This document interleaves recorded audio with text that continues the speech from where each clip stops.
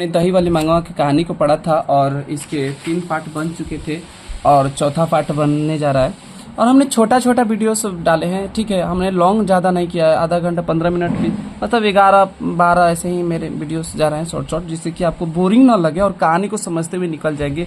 चंद मिनटों में आपका समाप्त हो जाएगा, मतलब कि एक भी भगाना भी नहीं पड़ेगा, कहानी बेहतरीन लगेगी, ठीक है। तो आगे कंटिन्यू करते हुए चलते हैं।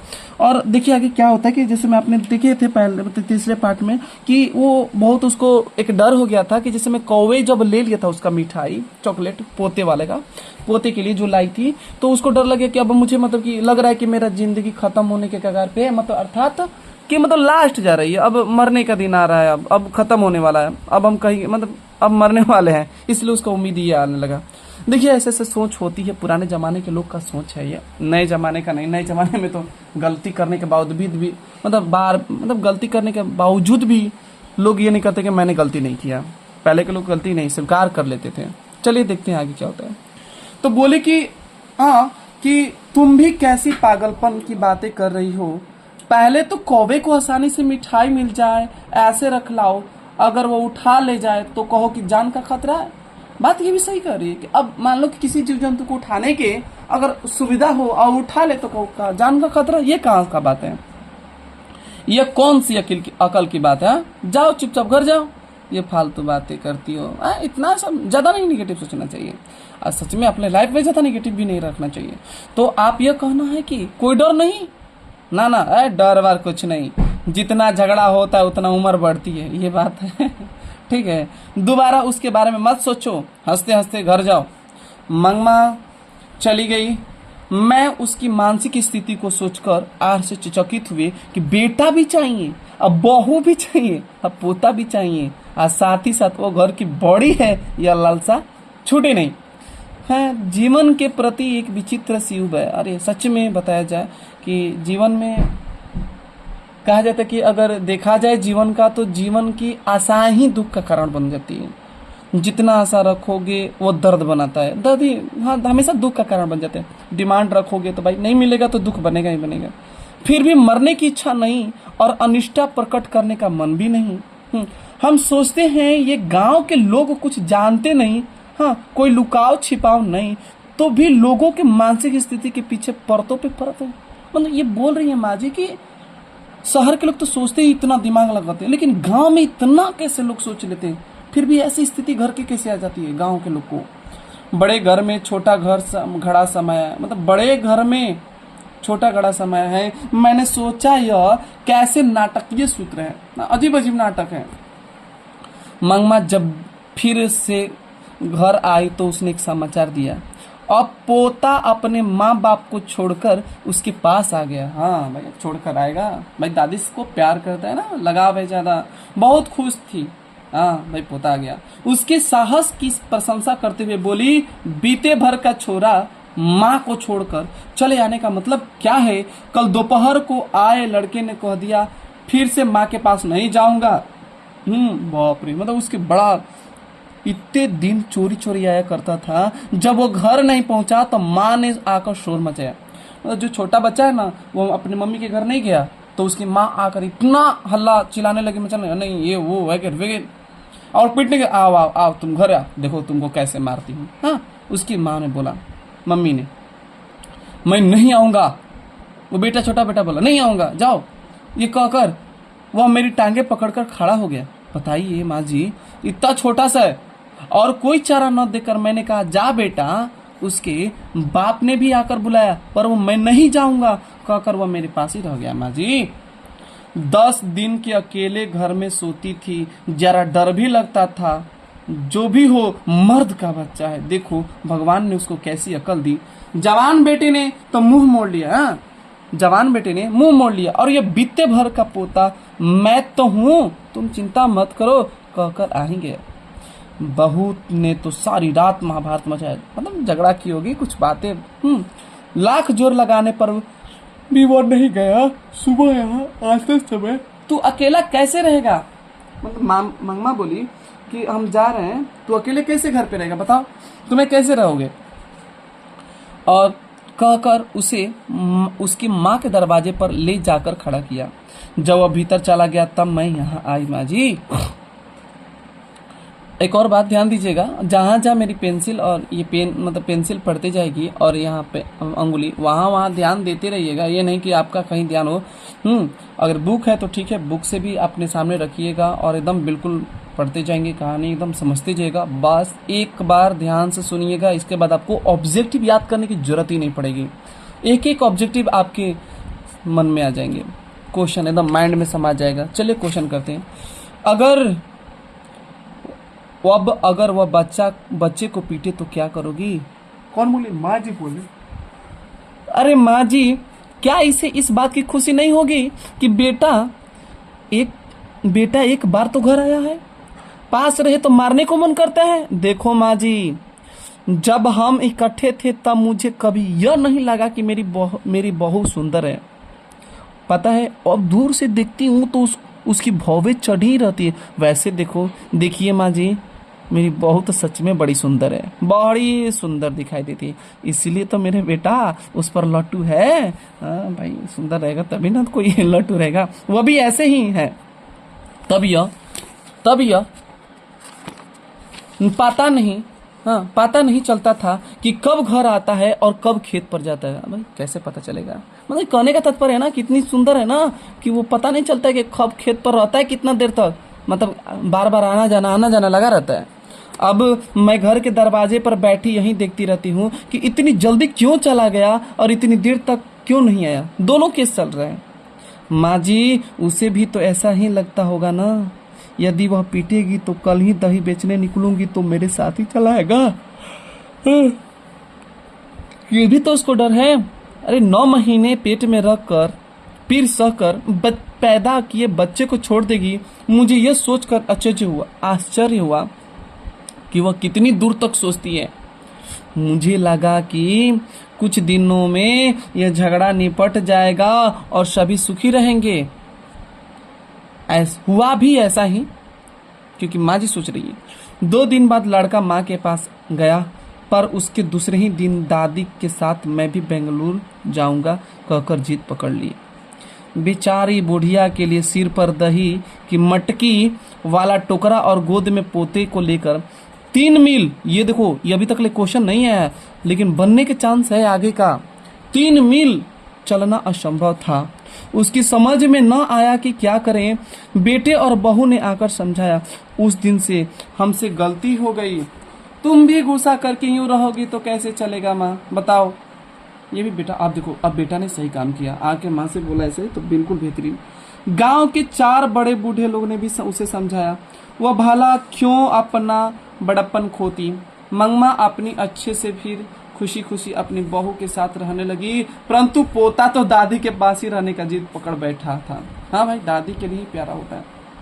इसलिए एक नया प्रबंध शुरू हुआ। शुरू से ही दूध दही का व्यापार मंगमा के हाथ में था। बहू के आने पर भी मंगमा ने उसे अपने हाथ में ही रखा। जब कोई बहू बनकर आती है तो घर के खाने पकाने की जिम्मेदारी भी उसे ही पर पड़ती है।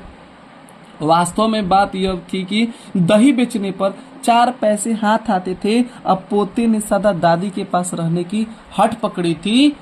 बहू बोली कि इतने धूप में तू इस उम्र में तुम क्यों बाहर जाती हो।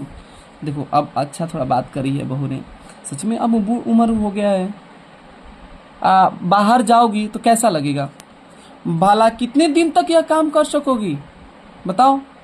घर में ही खाना पीना बनाकर मालकिन की तरह रहो ना। और दही बेचने का काम मैं देख लेती हूँ। बहुत बात बढ़िया बोली। और ठीक है, कह दिया। खेसरिया वाला गाना मत कर दीजिएगा, ठीक है ना। थोड़ा ध्यान दीजिएगा। साथ ही यह भी कहा कि कभी कभार मैं चली जाऊंगी, रोज जाने का काम तुम ही करो। एक दिन सास बहू दोनों आई। अब देखो, माँ जी के पास दोनों आई। एक की गोद में बच्चा था तो दूसरे के सिर पर क्या थी, मटकी वाला टोकरी। यही है माँ जी मेरी बहू। माँ जी, यही है मेरी बहू। एक की गोद में बच्चा था। सोचिए, बुढ़िया बेचारी अकेली क्यों रहे।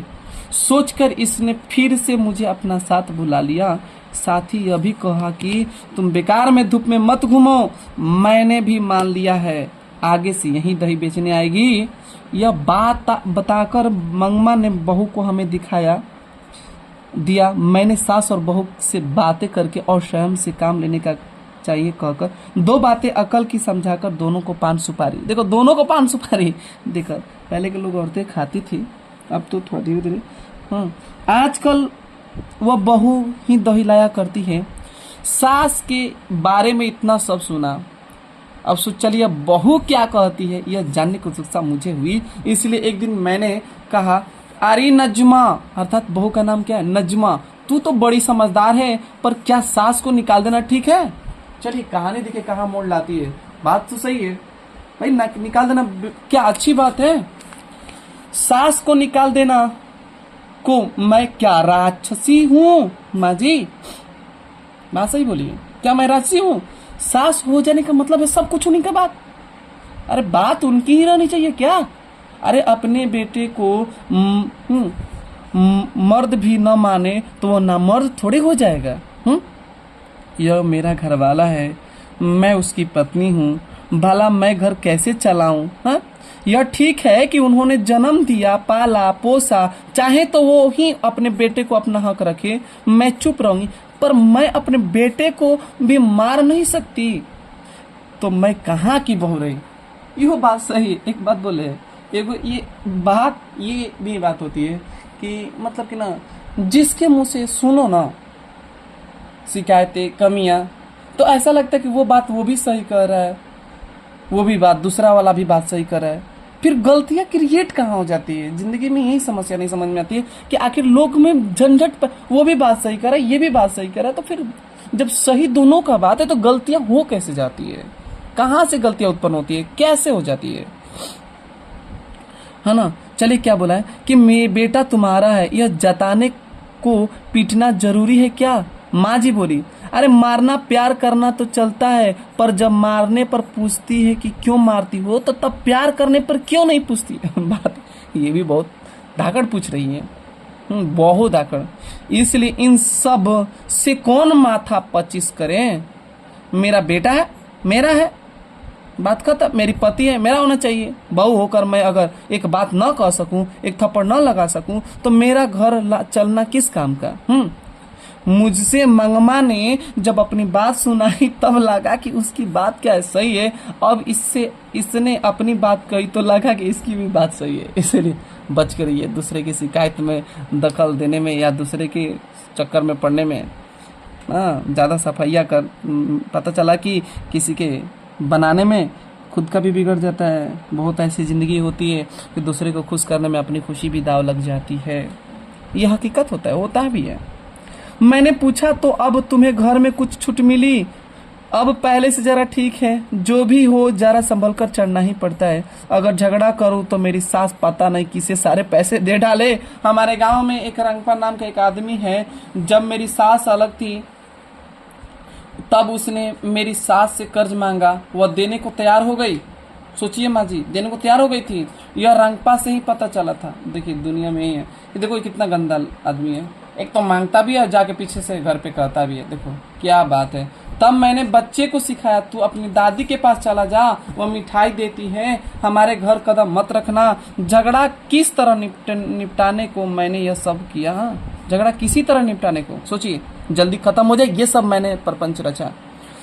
तो पोता दादी के पास अपने आप नहीं गया। ओ डाउट हो गई माँ जी, डाउट हो गई। ओ मतलब इसका मतलब पोता अपने आप नहीं गया ना, नहीं गया, बच्चा भी गया। मैंने भेज भी दिया माँ जी। यह सब बताने की बात थोड़ी है। हा? आदमी लोग यह सब कहाँ समझते हैं। मुझे ऐसा लगा कि मंगमा भी अकल से कुछ कम नहीं। अगर घर में यह अब सास और बहू में स्वतंत्र की होड़ लगी है, उसमें माँ बेटे और पति पत्नी है। माँ बेटे पर से अपना हक नहीं छोड़ना चाहती, बहू पति पर अधिकार जमाना चाहती है। ये सारे संसार का किस्सा है, ये कोई एक का किस्सा थोड़ी है, हर जगह का किस्सा है, सब अपना अपना। इसकी हार जीत क्या होगी यह कहा नहीं जा सकता, और जो बीच में इसमें आए तो पिसाने में कोई कमी नहीं होगी। बिल्कुल चक्की के पाए घून वाला काम हो जाएगा उनका। पानी में खड़े बच्चे का पाँव खींचने का काम, खींचने वाले मगरमच्छ की सी बहू की दशा। मगरमच्छ की किसका दशा है? बहू, और ऊपर से बचाने की दशा किसकी है? माँ की। और सोचिए, बीच में बच्चे की चेष्टा करने वाले को कष्ट होता है। गांव में यह बात दही बेचने वाली मंगमा के घर में, तो शहर में दही लेने वाले मंगमा के घर में भी है। यह नाटक चलता ही रहता है, इस नाटक में कोई अंत नहीं, ठीक है, और हमेशा दिन दिन एकदम कंटिन्यू, तो ये कभी खत्म होने वाला नहीं। तो ये कहानी आपका एंड हो गया, ठीक है। और इसके ऑब्जेक्टिव हम एक दिन ऑब्जेक्टिव लगाएंगे और देखेंगे कि पूरा एक बार आप लोग रीडिंग ले लीजिए खुद से, जिससे कि ऑब्जेक्टिव आसानी से लग जाए, ठीक ना। और कोशिश करेंगे कि आपको बेहतरीन से बेहतरीन, और अगले नेक्स्ट टॉपिक पे चलेंगे, जिसमें से आपका आता है ढाते विश्वास, जो जिंदगी की बहुत बढ़िया कहानी है। कैसे कहानी ढह जाती है, लोगों का विश्वास जैसे जिंदगी के विश्वास होते हैं, वही उसी प्रकार से सोचेंगे चलेंगे, ठीक है। तो हम लोग दही वाली मंगमा को ख़त्म कर दिया, और आशा करेंगे कि ये कहानी आपको बहुत अच्छी लगी होगी। तो कमेंट सेक्शन में ज़रूर बताइएगा कि ये कहानी कैसी लगी। अच्छी लगी हो तो लाइक एंड सब्सक्राइब करना ना भूलिएगा, और चैनल को सब्सक्राइब कर लीजिएगा, ठीक है, जिससे बेल आइकन दबाकर, जिससे कि हर नोटिफिकेशन आपके समय अनुसार मिलते रहें, और ठीक है, और आगे बढ़ते रहें 10th क्लास, और सभी क्लास के स्टडी होते रहेंगे। धीरे धीरे थोड़ा 10th क्लास का कर रहे हैं, ठीक है ना, धीरे धीरे सब क्लास के आने लगेंगे आपके बीच में। तो thank you for watching video.